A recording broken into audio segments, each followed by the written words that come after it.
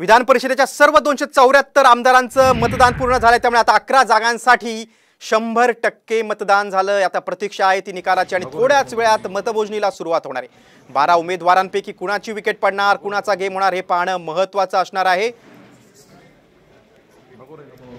थोड्याच वेळात मतमोजणीला सुरुवात होईल। मग सगळ्यात महत्त्वाचं म्हणजे की मिलिंद नार्वेकर यांचा विजय होणार का याकडे देखील संपूर्ण राजकीय वर्तुळाचं लक्ष आहे। कारण एक उमेदवार जास्त असल्यामुळे त्यामुळे कुठल्यातरी एका पक्षाचा उमेदवार पडणार आहे। त्यामुळे कुणाची विकेट पडणार याकडे संपूर्ण राज्याचं लक्ष आहे आणि काही वेळातच आता काही तासातच हे चित्र स्पष्ट होईल। आताच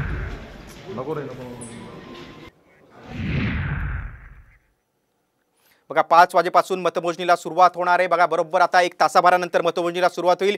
विधान परिषद निवडणुकीसाठी अगदी तासाभरात आता मतमोजणीला सुरुवात होणार आहे आणि पुढच्या काही तासातच सगळे रिझल्ट पूर्ण निकाल आपल्या हाती येणार आहे।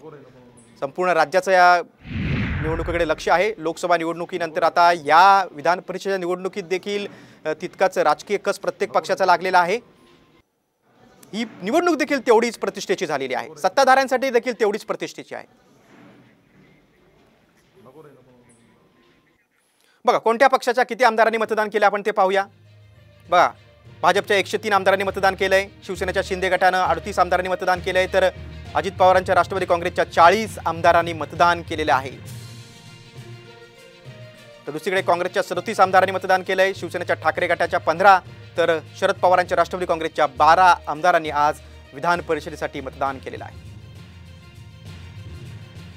बघा त्याशिवाय जे छोटे पक्ष आहेत त्याचे 10 आमदार आहेत आणि अपक्ष 19 आमदार। सर्वांनी आज विधान परिषदेत निवडणुकीसाठी मतदान केलेलं आहे।